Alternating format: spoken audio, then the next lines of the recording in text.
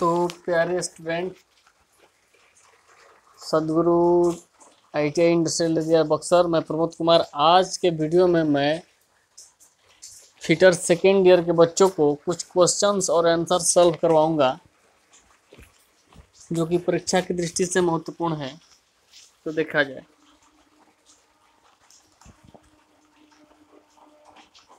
देखिए, नंबर 1 में है कि 1 मीटर स्क्वायर पृष्ठीय क्षेत्रफल वाली ड्राइंग शीट का मानक नाम क्या है। तो जिस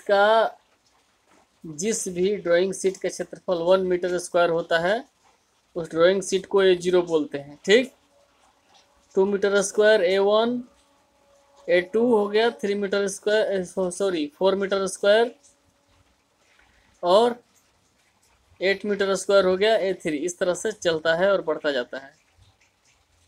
क्वेश्चन नंबर 2 है, निम्न में से किसको छोड़कर बाकी सभी सीधी रेखाएं खींचने हेतु टी स्क्वायर की सहायता से सेट स्क्वायर प्रयोग किए जाते हैं।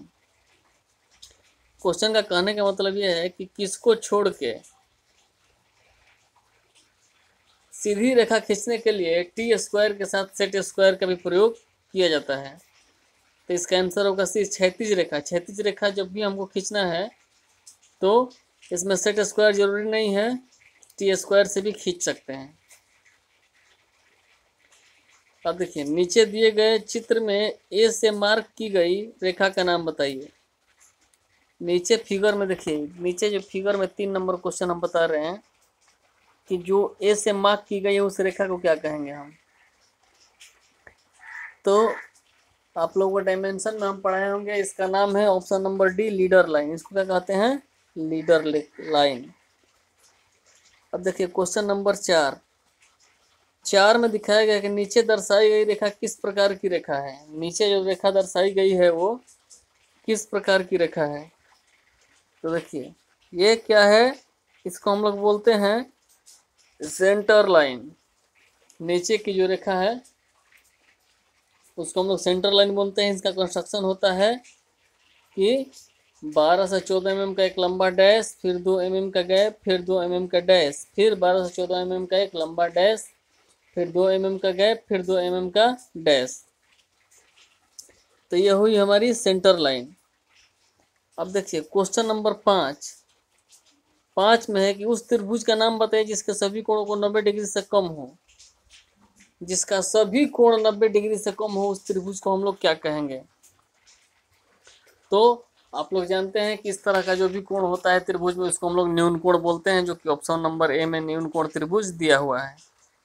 उसके बाद क्वेश्चन नंबर 6 है कि किसी बिंदु से एक रेखा खींची जाती है तो हमेशा दिशा बदलती कहलाती है क्या। अगर किसी बिंदु से एक रेखा हम खींचेंगे और हमेशा वो अगर दिशा बदलती है तो उसको हम लोग बोलते हैं वक्र रेखा। बिंदु एक ही रहेगा, जनरेटिंग पॉइंट से हमेशा अगर वो दिशा चेंज करते चलती है तो उसी को हम लोग बोलते हैं वक्र रेखा। तो अब आगे बढ़िए। देखिए अगला क्वेश्चन है कि नीचे दिए गए चित्र से लीडर लाइन की पहचान कीजिए।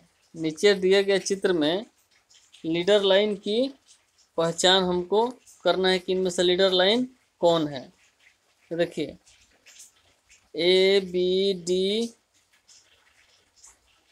और C, ABCD में ऑप्शन नंबर जो C है वही मेरा लीडर लाइन है। उसको हम लोग क्या बोलेंगे? Leader line. बाकी सब लीडर लाइन नहीं है। क्वेश्चन नंबर 14 में दिया हुआ है कि नीचे दर्शाए गए विमांकन यानी डायमेंशनिंग की व्यवस्था का नाम बताइए। ये कौन सा डायमेंशनिंग सिस्टम है, इसका नाम बताना है। तो इसी को हम लोग बोलते हैं पैरेलल विमांकन। ये क्या है? पैरेलल डायमेंशनिंग है। ऑप्शन नंबर बी में जो दिया हुआ है उसी को हम लोग बोलेंगे पैरेलल डायमेंशनिंग। अब देखिए 15 नंबर क्वेश्चन में दिखाया गया है कि नीचे चित्र में रेखा के प्रकार की पहचान कीजिए। मतलब ये कौन सी रेखा है। देखिए हॉरिजॉन्टल रेखा तो होगा नहीं, प्रणव रेखा होगा नहीं, समानांतर रेखा। तो समानांतर रेखा का परिभाषा होता है कि हर रेखा एक दूसरे का समानांतर चलती है। क्योंकि फिगर नंबर 50 वैसा ही है तो इसका आंसर क्या होगा? समानांतर लाइन। ठीक, तो ये जितने भी क्वेश्चन हम आपको अभी बताएं, इन सभी क्वेश्चंस को आप बहुत ही ध्यान से पढ़ लेंगे और फिर कल के वीडियो में भी हम क्वेश्चन आंसर आपको करवाएंगे।